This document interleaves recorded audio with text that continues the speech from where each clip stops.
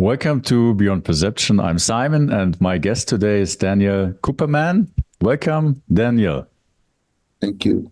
Yeah, just to introduce you briefly to our audience, you are an expedition guide, environmentalist, and visionary behind Andean Paths, and also a pioneer in Ecuadorian ecotourism. You have, I believe, more than 30-year history of engagement, collaboration, and working with the Achuar people in the Amazon basin. And you also were the designer of the Kapawi Eco Lodge. You're also the former president of Fundación Pachamama. And from what I know, deeply committed to preserving indigenous cultures, natural environments, and also with a belief in profound wisdom and inspiration they offer to travelers seeking a deeper connection with the world. So it's my joy to be here today with you. Thank you for accepting this. Thank you. Invitation. Yeah, and I want to start with how we got to know about you. My wife and I have been to the Ecuadorian rainforest 3 times last year, and it really had a profound impact on us. And we got to meet and become friends with the Achuar, particularly with the Charamensa community. We stayed at Kapawi, the Eco Lodge you, I believe, initiated. And it was really experience life through a completely different lens. And from what I understand, or the little bit I know about you, that's what you do continuously. You're taking people on journeys of a lifetime. And maybe to start with that, to share with our audience who haven't been there in the Amazon or like in contact with indigenous communities, and what is it like to travel in the Amazon rainforest? Well, there's several things, but to mention the most relevant is the nature by itself. In the Amazon, nature where we go is still pristine. I will say almost untouched. And then you can appreciate nature in its most powerful manifestation. And when you learn about the dynamics and things that happen in the forest, to take those things and that information and try to apply to human being lives, because we are also creators, we're also creation. So it's clear that all the laws that rule the natural world in some way rule us also as part of the creation. But most of the people don't get that connection, don't get that important fact. Because the perception that they have managed by their mind don't let them have the chance to get that connection, that the laws that rules natural world also rule us. And that's as a basic principle. And then after you got that, then you can let and give a space to your mind to be part of that perception. But you have to be sure and strongly based on the fact that natural world laws rule also us. So going to the Amazon forest is a great place to understand that and to experience that. Making analogies between what's going on in the jungle with what could have happened with us in our lives. Just to give you a sample, a very simple sample. In the Amazon, you can have a little bush, a little plant that is under the canopy for 15, 20 years, waiting patiently until one neighbor tree falls and lets some light come in under the canopy. When that happened, that little tree or plant or bush started growing so fast until he became a tree. that happened. It's a light gap. It's part of the tropical forest ecology.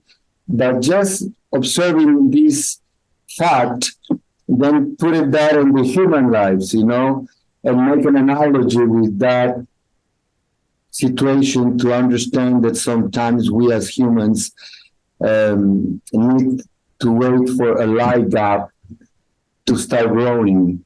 So we remind you should identify what could be a light gap for yourself to start growing, or sometimes to change the state where you have been in life, that in some moment you are not happy with it and you feel that you need a change. So starting with these kind of analogies, you can keep understanding better yourself. And just to give you a sample of hundreds of situations that we can learn from the jungle, in the symbiotic relations between different beings,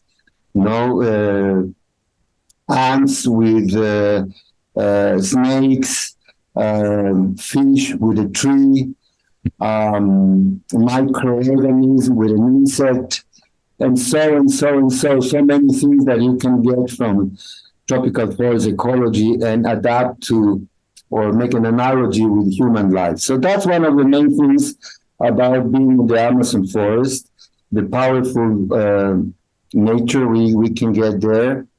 Then also the people of the jungle, in this case the Achuar, that they are, people, the academy sometimes call them primitive societies. So let's use that term, even if we are not agreeing, but let's use that term. Primitive societies living away from the modern world, very close to nature. They have developed a perception of the world that is very, very organic, because they don't have the huge amount of stimulus that we do in our world. We have the television, the sports, the friends, the parties, the music, so many things going on, so many stimulus coming into our mind 24 hours a day, that we get distracted. We get distracted with all these stimulus. Internet, the telephone, the message, Facebook, Instagram, my goodness, is a never-ending amount of information and stimulus. The people living in the forest, they have very few stimulus. They don't have that amount of stimulus, so they are allowed to make a better connection with life, with the essential things of life. And based on this situation, they have developed a way to find answers to the existentialist questions that all humans we have. Doesn't matter if we are in Tokyo, New York, or in the jungle. We always think about death. We always think about happiness. We always think about our responsibilities with the family, basic things. So they got a different way to connect with those things that also could be a source of learning from us when we are there and we are with them, and we can share with them and understand the way they see life. We can really make a break and connect that with our own way of perceiving life. And that's very different, because having less stimulus, your mind and your heart are quieter, and you can get better and authentic connections with yourself and with the life around yourself. So that's another big reason that's why it's important for me to go to the jungle. And just the beauty of being there, walking in the forest, getting to some lakes, being on the rivers, the sunrise, the sunset, listening the sounds at night. There's so many little things that shows the beauty of the natural world. And in the Amazon, you got a big chance to be with that. The other thing that I can just comment about is, after telling you these things about the Amazon people and the Amazon nature, I am also doing, since many years ago, other journeys to other places in the world, and also get in contact with the indigenous people, traditions. In Guatemala with the Mayans, in Colombia with the Cogis, in Peru with the Queros, and all of them, in some way, have this different perception of life because less stimulus. And that really made me see and be sure for myself that just that makes a huge difference. So taking people to those places and facilitating them to connect with this aspect of indigenous people's lives is what I am doing in my job, with Andean Paths. Is that what I'm doing? And people really appreciate it, and people really have a space to search their own things without dogma, without just being yourself. There's nobody, without gurus, without dogma, without doctrine, just being friends, being yourself, keeping your beliefs. We don't ask you to change absolutely anything, be yourself, but be open to get these insights and process. And maybe what we do also is we help people to process in their own way, but being in the right position. Being in the right position, don't let just your will be part of everything in your life, because that is the other big learning that I have received. When your will is present in every moment in your life, you lose perspective, because your will is always managing you and manipulating you and telling you, giving you ideas and telling you what to do based on your will. And sometimes your will is wrong. But for us, it's very hard to acknowledge that. And we follow our will as if it's God. And that's not really a healthy way to be in life, because, and that's another big problem of the people living in the modern world. Their will is always present. They don't let life surprise them. They don't let life show them, because they're always putting in front their will. And that is not always the right way to approach experiences in life. That's more or less the reason of why I'm doing what I'm doing. Wow, that's beautiful. And you're describing my own experience. It was coming out of a world where I grew up with, so I didn't know it differently. Full of stimulus and concepts and dogma and idea on how I should live and what I should be doing. And coming to the Amazon, it was kind of being put into a vacuum. There was nothing. It was just space, and everything what surrounded me seemed more natural than my own thinking. And so step by step, it was like I arrived there, and at some point it was just so peaceful and so just really timeless in a sense. Yeah. And I think what will be interesting also to hear from you, because from what I know, around 30 years ago, you had this idea or vision of this Kapawi Eco Lodge. And then I think part of, maybe you can share what it is about to our listeners, but also it would be interesting to hear this process of cooperation or working together with the Achuar in bringing that to life, like the Western and the more indigenous world meeting, and how this collaboration or cooperation worked out. Maybe well, before Kapawi Lodge, I spent like 12 years working with the Shuar people, not the Achuar, the Shuar, the Achuar neighbors. They speak the same language. The linguistic group name is Jivaro, and they speak Jivaro language. But the Shuar people are living in the jungle closer to the Andes. So I was for 12 years doing journeys in the Shuar territory.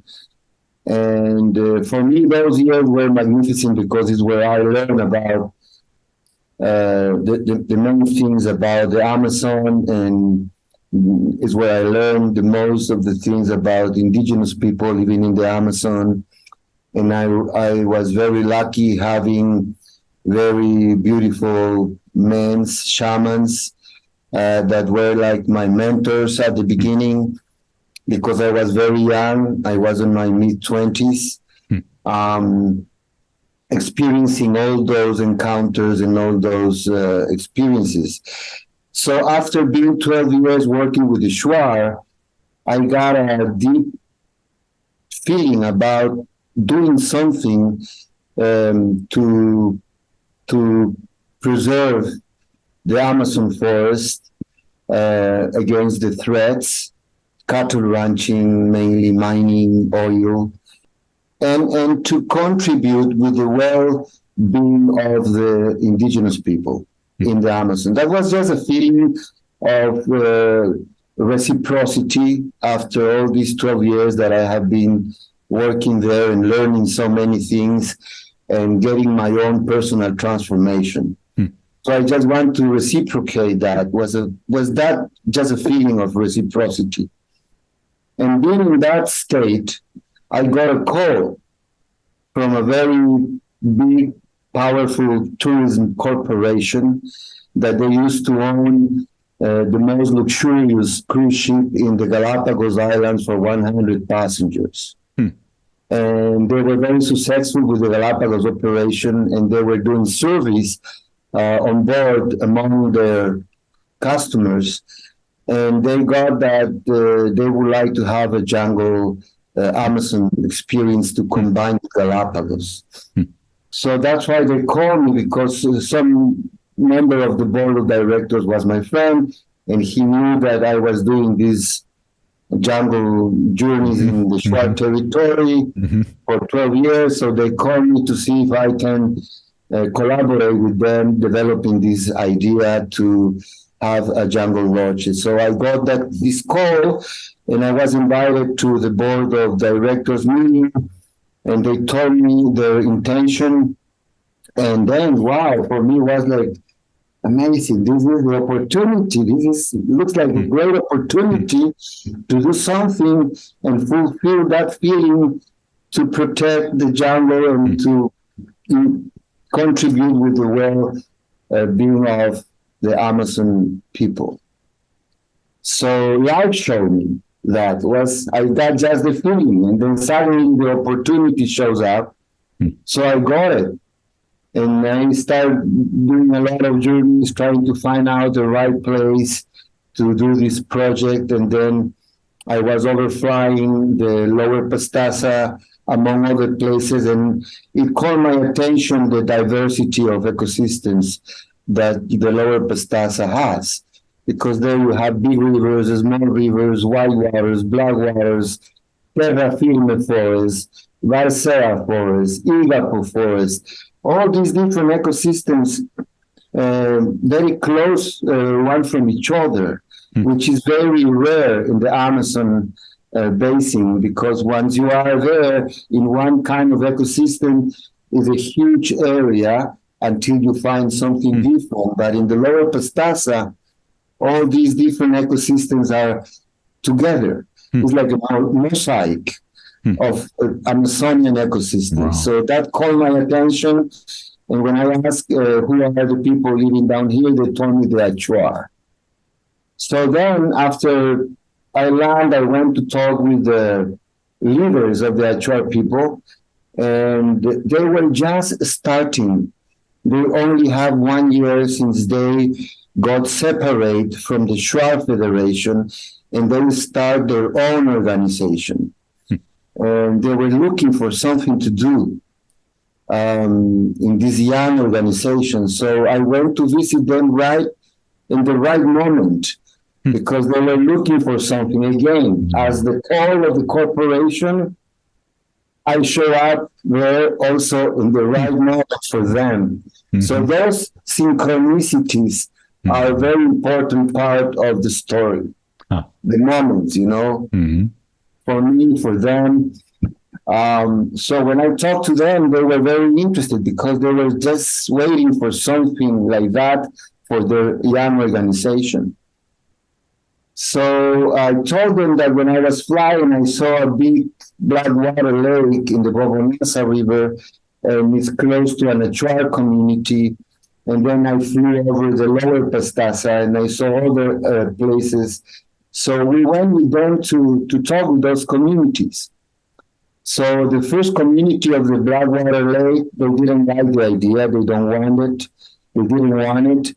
So they said, thank you, but we are not interested, so keep going. So we keep going down the Bobonasa River until the Pastasa. Then we went upriver until the Kapawi community, and they like it, the idea. So I stayed there for 10 days doing an exploration.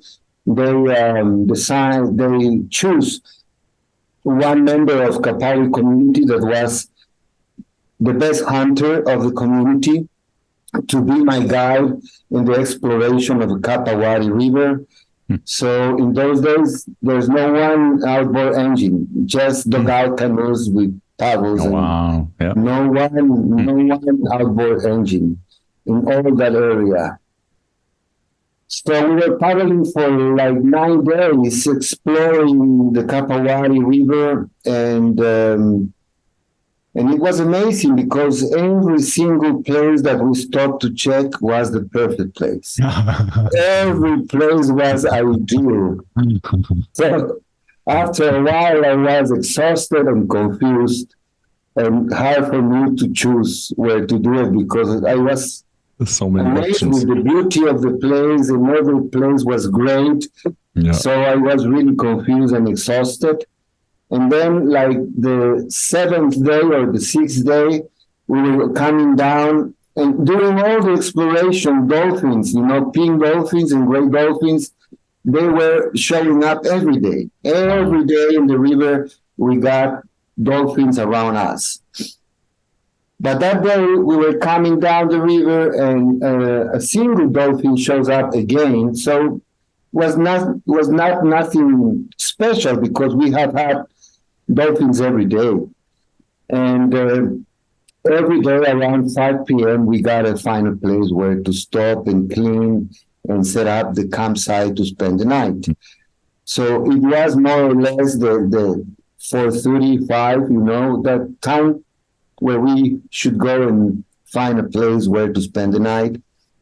That this dolphin shows up, and this dolphin was swimming with us, close to us, and then the dolphin went into a canal, into a lake, because he perceived that there's a lot of fish in that lake, and he just went in to eat.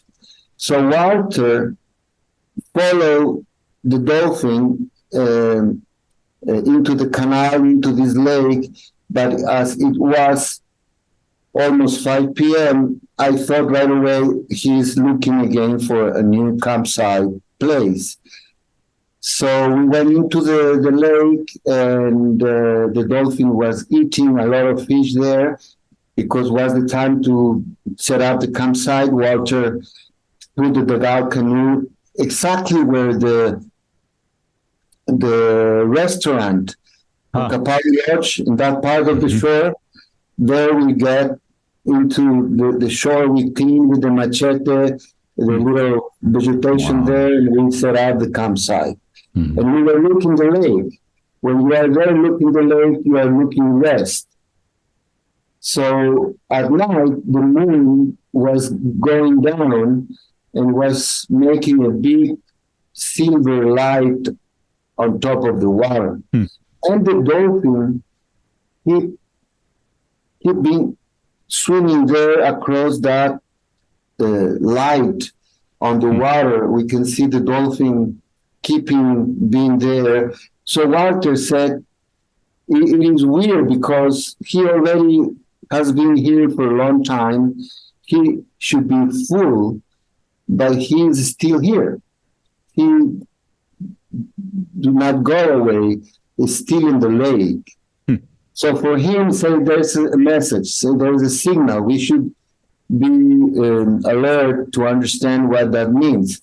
So Walter was an ayahuasquero. So during all these days, we already got twice the medicine, the plant, at the beginning of coming down the river, then in Kusutka River, and then this night, because the dolphin, he said we should take it again. So we did it again that night, and for him, it was the signal that where to build the lodge. And I was so tired and so happy that I said yes to everything. I said, yes, Walter, sure, Walter, yeah, Walter, because I was completely tired and happy, and every place was beautiful. So that's the way we choose that place to build the lodge. And then when we got the approval of the community, we had the place. I got a meeting with the leaders, and then planning and strategy to make the right proposal to the corporation. And then talking, the first thing they told me is we could not sell the land. That is an ancestral land, is not on sale. So based on that principal statement, we create this equation to make the presentation of the proposal, and was the corporation should invest all the money that is needed to build the lodge without buying the land, and with the commitment that after 15 years, they will give the ongoing business to the indigenous people. So they will have 15 years to get back the return of the investment with some profits. And the Achuar people will have 15 years to learn how to manage ecotourism in their territory. So that was more or less the big figure of the proposal. So when I went back to the board of directors with that proposal, there were 7 members. And they were upset with me, saying that, well, what kind of proposal is this? You know, we're crazy. This is it's not a good proposal. How do you want us to invest without buying the money and go away after 15 years? So every one of them started giving their opinion. And the CEO, his name was Carlos Perez Perazo, was listening, and then at the end he has to talk. And at the end he said, thank you for your opinion. I know it's not an orthodox proposal, but I like it, and we will do it. When he said that, nobody in the board of directors pronounced a word, because he was the CEO. He got the most of the stock of the corporation, and when he made a decision, that's it. And they knew that. So thanks to these men, thanks to these businessman, because he was the owner of the biggest newspaper in Ecuador, El Universo newspaper in Guayaquil, and he got, I don't know, so many businesses in other areas of the economy, shrimp farms, real estate, etc., etc., etc. Very wealthy, very powerful person, and he was like very sensitive. And then after that, he said, "Okay, now that we are going to do it, I need to be with you in the jungle. I need to know you in the jungle." Wow. So I took him to what I was doing in the Shuar territory, my journeys in a little aluminum boat with tents, stopping in the jungle and some communities. And we did that. And one night we stopped in a community where I always stop in that route. And but I didn't know that day they were having an assembly. So when I asked permission to set up our campsite with Don Carlos, they said, "Yeah, you're very welcome as always, but we are in assembly and we want to invite you to come into the assembly, say hello to everybody, and just listen and be with us." And so I took Don Carlos, I accepted the invitation, we went in, and Don Carlos was leading the dynamic of the assembly among the indigenous people. And when we finished, he said, "It's the first time in my life that I have seen a real democracy. The real democracy, I got it today in this community." No? And he was impressed of how the indigenous people assembly went and how the dynamic was and how respectful they were when somebody was speaking, nobody interrupt. And the sequence of all the dynamic was, for him, was the perfect democracy. And it was his first time looking democracy in its best expression. And he told me, "With these people, I will do anything. Just go ahead. You have carte blanche, do your best, do the best you can. Don't be worried about the money, just do your best." And that's how Kapawi Lodge became a reality, with all these synchronicities. Was not my plan, was not my idea, was not, I'm going to do this, I want to do this, I will fight for this. No. I was just alert and like the little plant under the canopy, waiting for the light God to manifest. That's the story of Kapawi. Is not Daniel Koupermann planning and fighting and doing it because no, was not that. It was just this deep, authentic feeling that God, the possibility, the opportunity to do something, the moment, the right moment for the indigenous organization, that they were looking for something to start their own organization. And also the moment for Don Carlos, because in the journey in the jungle, he told me, "I have received so much. I have taken so much from life that it's time for me to give back something, And without knowing, he didn't know in those days. That is another important teaching from the indigenous people of the Andes. It's called Aini, A-Y-N-I, Aini. And Aini in Quechua language means reciprocity. And the teaching said that we should check Aini in ourselves several times and compare the balance between how much we have taken from life, not receiving, taken from life, and how much we have given back to life. When you take more than what you give, no money. When you take same as what you give, no money. When you give more than what you take, When you have Aini in you, in yourself, and when you have Aini in yourself, is the only way to achieve wisdom and happiness. Without Aini, you never got wisdom, you never got happiness. It's just a fantasy. But this giving and taking and giving is not $1 by $1.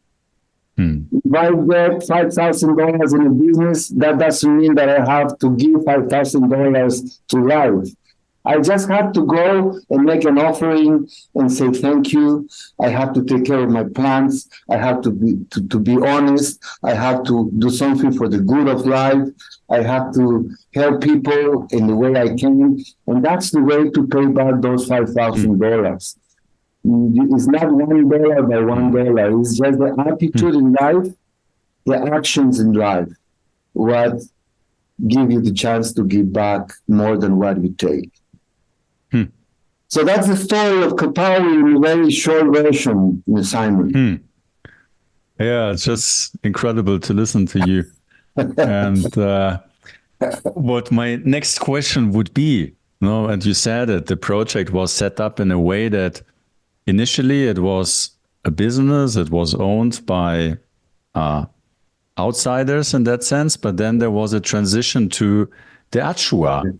And it would be interesting to hear about the experience working together and working towards this transition, because I would expect, and I know myself, I've been there, and our worldview is very different to theirs. And so what were the struggles, like these two kind of worldviews meeting, and what were things that did not go well and why, but also and that would be interesting maybe to explore how these two, maybe nothing went wrong. Maybe it's just well, just little things, at the beginning, it was very hard for the Achuar people to learn cooking. It was not easy to find men that were willing to learn how to be chefs, sous chef, or to be in charge of the kitchen. That was not easy because they were warriors, and in their culture, they don't take care of the food of the house. The women are the ones that taking care of that. So for them at the beginning, cooking for other people was not something that culturally was too viable. But thanks, we started a project with a German chef and a Dutch from Netherlands housekeeper. They were a couple and they used to work in a cruise line. And I was so lucky to find them because they are the ones that helped me to teach them how to do hotel management and housekeeping and kitchen. And I was an hotelier before that, so altogether we got a great team to the process of teaching them. But the hardest was the kitchen. That's something that I remember was one of the obstacles. Then, unfortunately, during the 1 year and 11 months that it takes to build lodge, everything was so smooth, Wow. It was hard, it was difficult. We got a lot of little problems, but in general, everything went so smooth. We don't have one accident, we don't have one problems with the money, with payments, with things. The other thing was in those days, some of the elders of other communities, because we have workers from several communities, and when they went back home for the weekend, or they were working, some of them, depending how far they lived, they were working 15 days in the lodge and 4 days at home. So when they went home, they started talking about their time in the construction, and they used to say that we gave them a lot of food, a lot of rice, a lot of noodles and tuna and sardines, and and things. And so one of the elders used to say that, watch out, they are giving you a lot of food because they want you to gain weight, and then they will kill you and they will make tuna accounts with you. So at the beginning, it was like a joke. Are you fed up of being paralyzed in a corset of rules and dependencies, seeing no way out because of doubts or senselessness, bumbling along numbly in your job or just toiling away, believing that something is wrong with you, or simply swimming in the conformity soup? In other words, wasting your life waiting around? If that's the case, you came to the right place. The Art of Creating workshop is all about waking up from your trance and revealing without doubt the incredibly creative spirit lying within you, reconnecting with your unique intuition and giving you powerful creative tools that empower you to create your life regardless of the circumstances the way you love it. Big words? Yes. But not even close to the reality and possibility of you. So sign up here now, let yourself be creatively blown away and wake up to the wonder of you.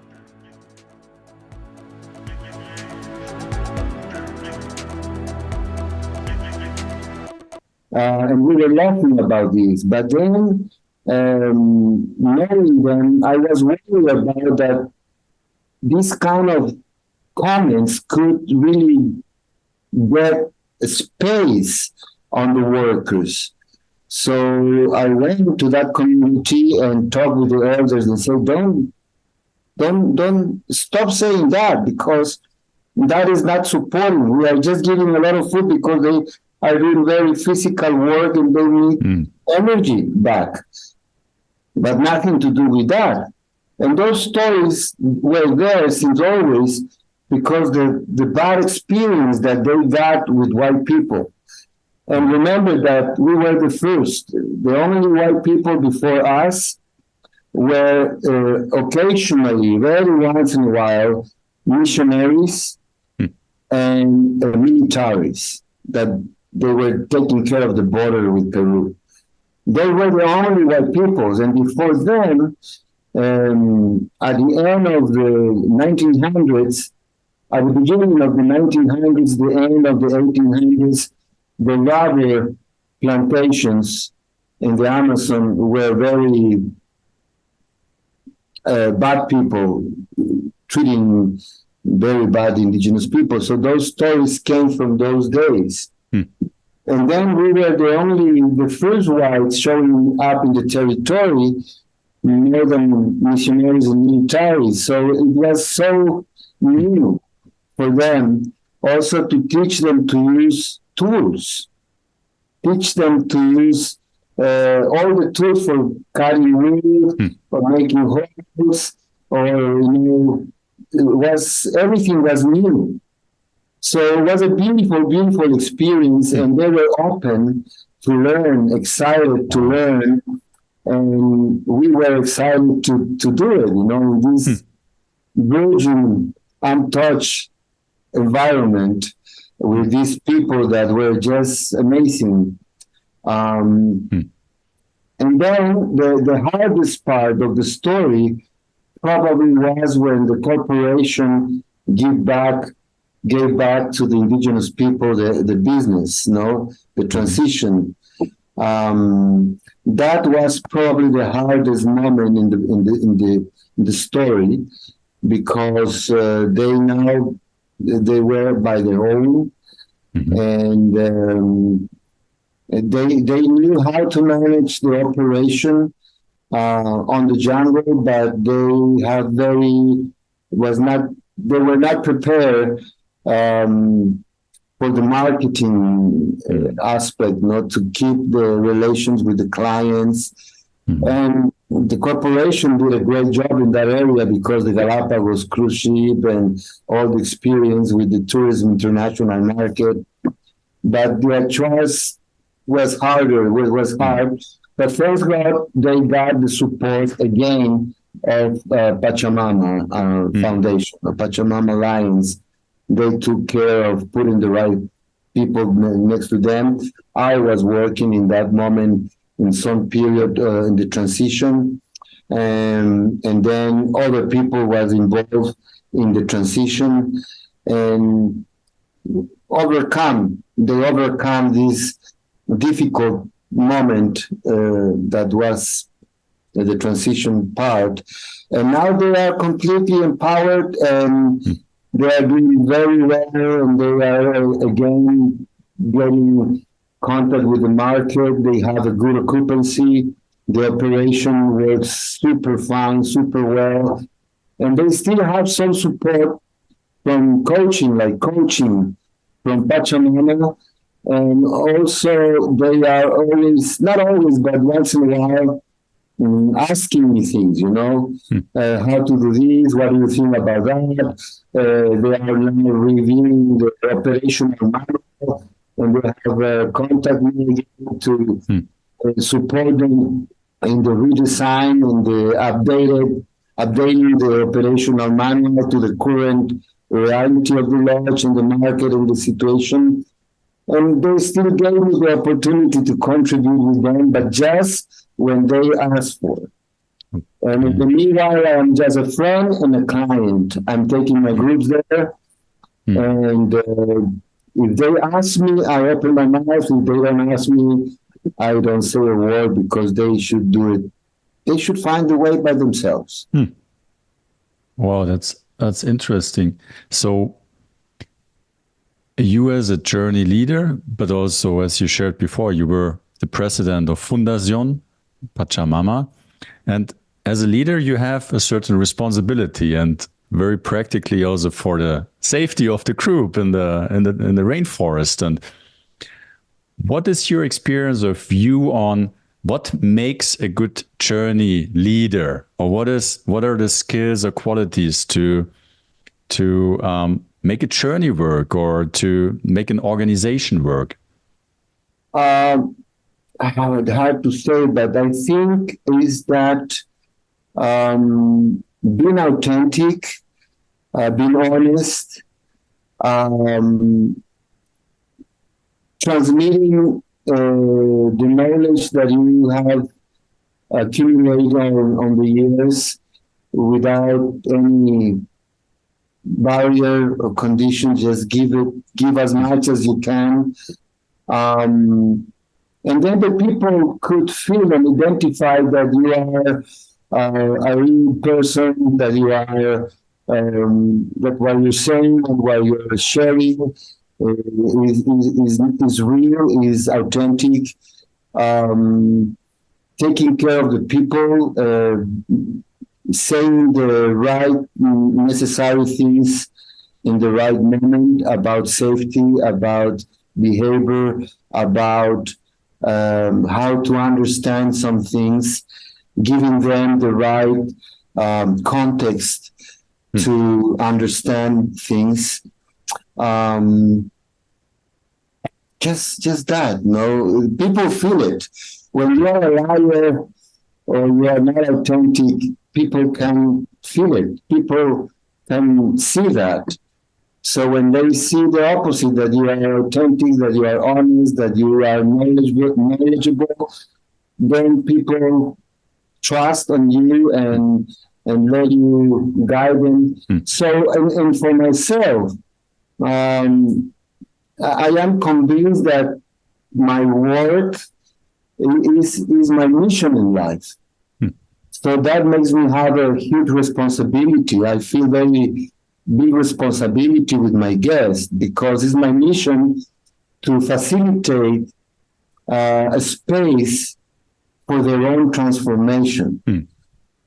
So I am not the one that do the transformation. They do it by themselves, but I facilitate holding the space and giving them the right information in the right context for them to go deeper and further in their own personal experience or search.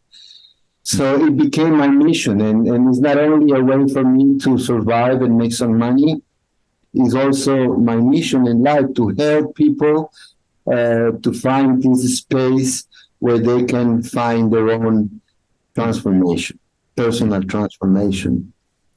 So that feeling of making that my mission in life makes a big difference for myself when I am leading the groups. Has this, what you're sharing, has this been influenced by spending so much time with indigenous tribes? What did you learn from them about leadership, or how do you see indigenous leadership? What makes it distinct? Well, it's among indigenous people, there are not big difference among them. All of them have the same kind of houses. All of them get food the same way. All of them, so they are very equal among themselves. And at some moment, one of them became a leader or an authority in the community. But it's important for them to know that they are the same. They have the same kind of house, the same kind of everything. So that, I think, is an important thing in indigenous leadership.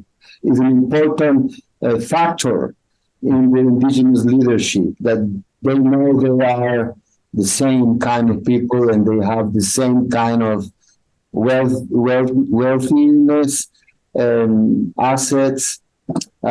So being a leader in that environment, it is special. It makes them create a relation that is based in authenticity, and they really represent, the leaders really represent the bases, the authorities really represent the bases.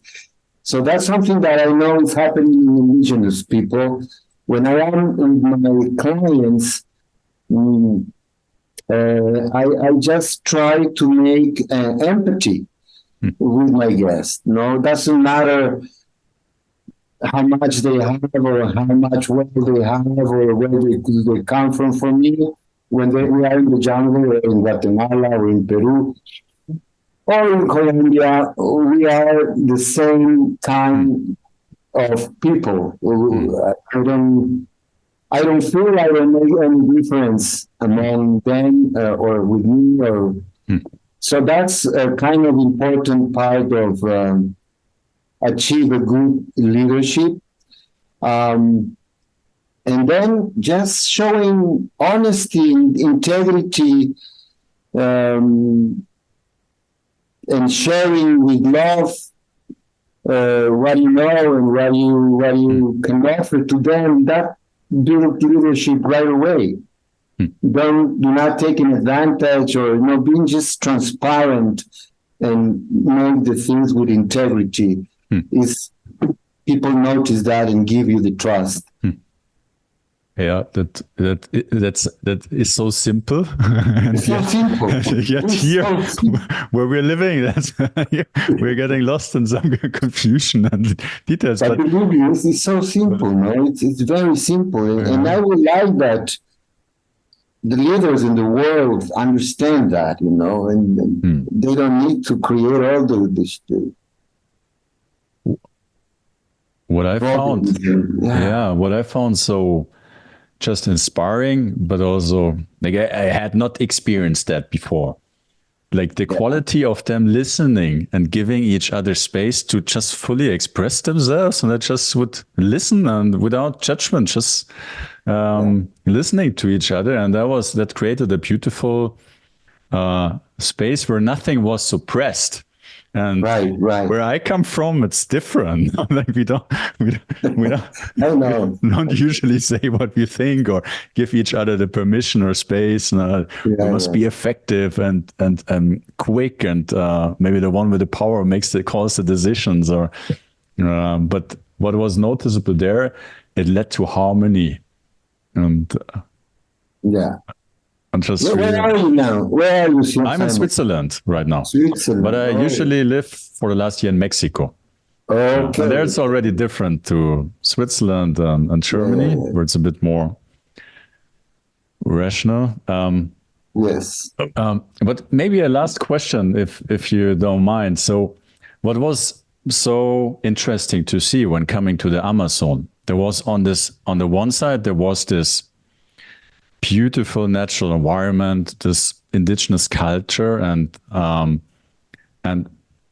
just beautiful. But then also at the same time, it was kind of seeing the like firsthand consequences of our, you could say, Western civilization, no? And the influence coming there, and it was like two worlds were meeting there at the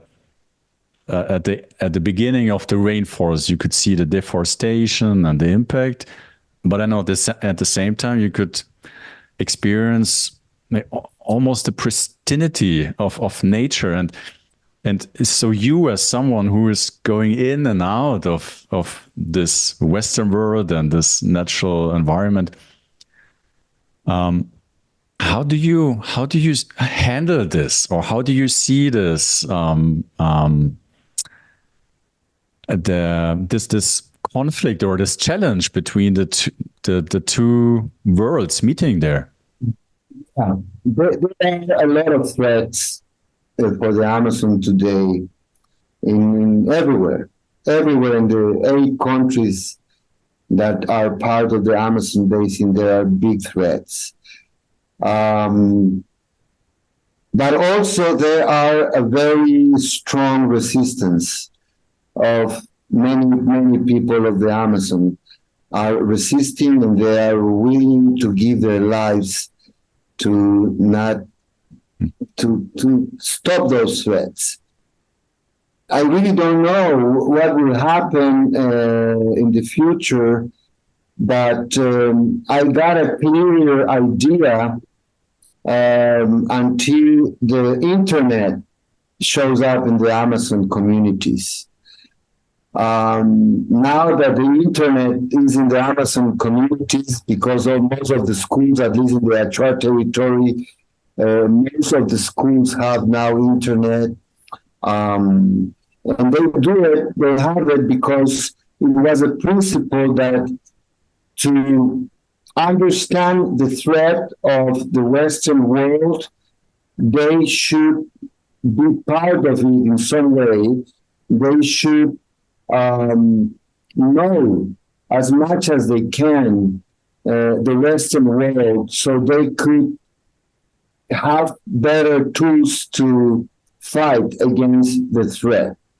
If they do not know, they don't have the strength to fight against those threats. If they know, they will know better how to confront the threats that are evident right now, present there. So that was the principle of opening themselves to make relations with NGOs, accepting to have satellite internet in the schools because the kids have to know the Western world to confront better. So there's no way to isolate them in the sense. Huh? Right. Yeah. They are not museum pieces, and they want. When you ask them, they want that. So it's not an issue of how do I think. It's an issue of ask them what they want, and then support them and help them, but ask them what they want. Yeah. So since they have internet in the schools and the young generations are in contact with internet, then I am not sure about what's going to happen. Because this influence of internet could be good if they keep the principle that I already mentioned, but could also be another threat in the mindset of the young people. And until now, every time one young guy went out to the cities to get education, high school, and some of them even college, when they finish, they always went back to the jungle. Very, almost nothing, or almost nobody stays out. Most of them came back to the community. Now, with the internet, I don't know if that will keep happening. I hope that will keep happening, but I am not sure, because it's hard to measure or to understand how things will happen with these internet influences, because there's a lot of garbage also, and there's a lot of stimulus. We were talking about stimulus. Exactly. Yeah. Now they start having a lot of stimulus, and I really don't know in which way that will change it. I know it will make a big impact, but I still don't know how grave or how big, or it's. I am afraid a little bit about that. You know, I feel weird. I feel strange about the indigenous people having a lot of stimulus as the Western people have in their lives. And I know that it's a big threat that they start losing their connection with nature, with, you know, because this excess of stimulus. So I am not a diviner to know what's going to happen, but I just know it's something that made me feel unsafe or uncertain about what could happen. Is that what I think is the end? At least in Ecuador, but also in Peru and in Brazil already happened since many years. The roads, the presence of new roads, that's another big threat, because once they open a road, is the beginning of the end. You know, they start going in a lot of things. But again, there are some communities that wants the road, and are many other communities that do not want the road. And there's a permanent conflict between the two groups of indigenous communities. And the conflict is there, that the roads are also start showing up. And I think that what we should do or try to do is to manage that threat of the roads in the properly way, getting the approval of the government to create, let's say, 1 kilometer each side of the road. Nobody could chop down the vegetation. They could do it after 1 or 2 or 5. I don't know. Technicians have to more or less define that kind of limits, but something like that, because once the road is open, the first thing is the land next to the road is completely washed out. You know, so try to convince the government to put some rules in the roads that are open in the Amazon to preserve as much as it's possible the natural environment, and to not and avoid these human settlements, one next to the other, planting the same product, in cattle ranching. Cattle ranching is another big threat. Mining, oil, timber, monocultures, and cattle ranching. Those are the biggest threats for the forest. And yes, we are having dangerous times, because the Amazon in general is having a lot of impact, human impact. And we hope that we could do something to stop that, or to change that direction of things. No, hard to know. Yeah. The world is a little bit different today, and we can see the world is crying. Yeah.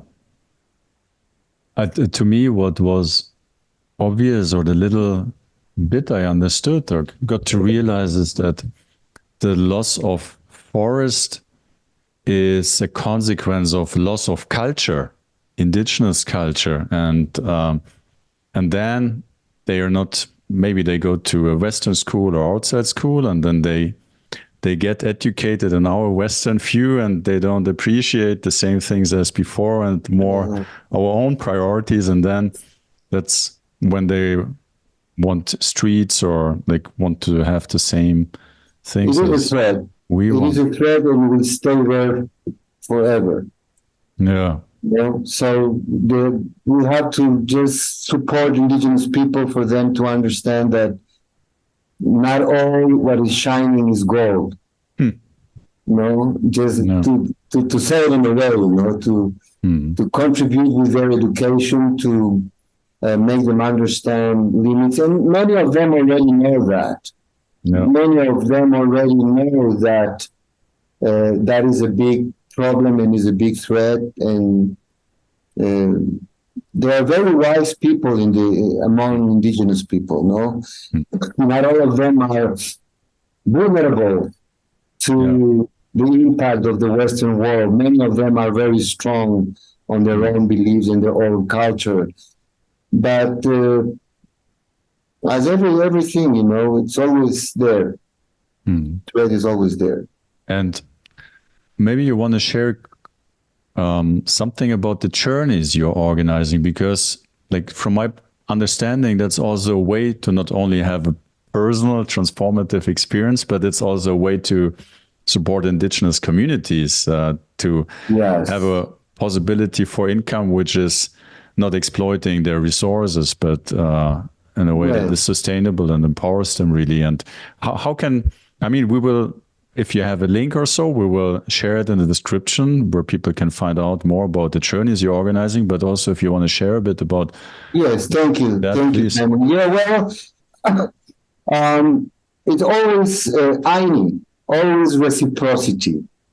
Now in my journeys, I'm trying to practice Aini and to teach my guests about Aini, reciprocity. And it's happening. It's happening already in a beautiful way. So my journeys mainly have that purpose to get in contact with the indigenous people knowledge, and to try to find something that will help in us in our own lives in the modern world. That is more or less the intention of the journeys. And that's why one of the ways to achieve that is through the ceremonies each culture practices in their spiritual life, in their spiritual world. So we do a lot of ceremonies in our journeys. In each country, we follow each tradition. In Guatemala, we are doing the fire ceremonies. In Colombia, with the Codis, we are doing pagamentos with cotton and coca leaves, coca plant leaves. In Peru, we make the tables, las mesas, with the keros. In the Amazon, we do the natem, ayahuasca natem ceremonies for those that are willing to do that. So we use the ceremonial space of each culture to get in touch with their spiritual world.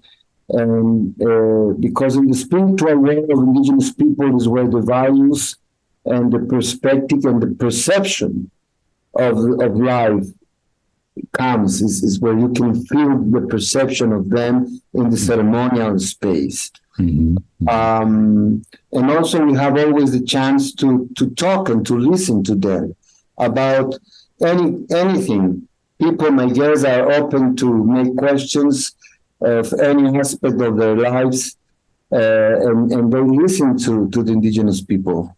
So, and we combine that part of the journey with the most important attractions, of each country. Being in Tikal, looking those abandoned Mayan cities in the middle of the jungle, making ceremonies in the pyramids. It's a beautiful, beautiful space. And I have also very, very good local guides in each country that provide local information. And my job as a guide also and as a tour leader is to complement. I have educated myself in each of the destinations so I can give complementary information or relations to make them have the right context. It became very, very special for me also. I don't feel tired to go back again and again and again to the same places because every time is different and depending the energy of the people in the group. Every group has its own energy and that makes a difference that is very evident. And unfortunately, all the people that come to my journeys is good people. It's nice people because when they choose to do these journeys, it's because they are good people. They are attracted to get involved in the ceremonial space, to get involved in learning indigenous knowledge, to make offerings, to be part of the ceremonies of the indigenous people. To do beautiful hikes in nature, and to receive good information. The quality of the information we provide to our guests, I try always to be the best information, the real information. And when we do not know something, we say, sorry, I don't know. Let me check, let me find out, and I will give you the information. But saying the truth is always the best way to do. So that is more or less the context of my journeys. And I have a web page where people could find out about the journeys we do. It's AndeanPathsJourneys.com. That is the web page, AndeanPathsJourneys.com. And then you can see the kind of things that we're doing. And I just get my guests from word of mouth. I don't have brochures. I don't visit the tourism fairs. I don't use travel agencies. It's just word of mouth. The people that talk about brings more people, and that's the way I am doing my journeys. And I never do journeys with more than 14 people. 14 is the maximum amount of people that we have in our journeys. And regularly we are between 8 and 14, more or less. Amazing. Yeah. Thank you so much. Thank you. Thank you for the opportunity, Simon. It's very nice to talk with you. And thank you for giving me the opportunity to share with you and with your audience these things. Yeah, it's my honor, and it's very inspirational. No, and I think that's just also so interesting and helpful to get an insight into perspectives which are so different than ours here in the normal Western world. So, yeah, thank you so much for your time. And also your work, and we will link to your website and the journeys in the description to this podcast. Thank you. Yeah, so everyone who is interested and curious can go there and find out more. And thank you. And I hope that in the future we can share space again. Yeah, of course. Yeah, I loved it. Thank you. Thank you. Yeah, thank you very much. It was a pleasure. Thank you. Yeah, I wish you all the best for the future, and looking forward to our next conversation. And also thank you very much to our listeners for being here. And thank you. Yeah, that's it. Yeah, stay true to yourself. Bye. And see you next time. And thank you. Much love. Yeah, thank you so much. Goodbye. Bye-bye.